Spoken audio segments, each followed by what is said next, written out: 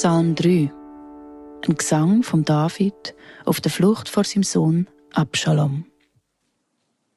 Ach du, wie viele sind aufs Mal gegen mich, stehen zusammen und wollen mir das Leben und sagen, auch Gott hilft ihm nicht mehr. Du stehst aber gleich zu mir und stehst vor mich an, um mich zu beschützen und richtest mich auf aus der Verachtung. Wenn ich zu dir rufe, gibst mir du Antwort vom heiligen Berg aus. Ich bin liegen und konnte schlafen. Du hast mich behütet. Und jetzt bin ich wach und fürchte mich nicht mehr. Und wenn's grad zu Tausenden loskämen auf mich. Ah, du, stand auf und du mich befreien. Du bist ja mein Gott. Nur du kannst mich retten.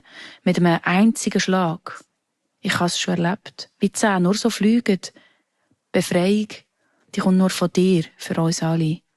So komm mit deinem Segen über dein Volk.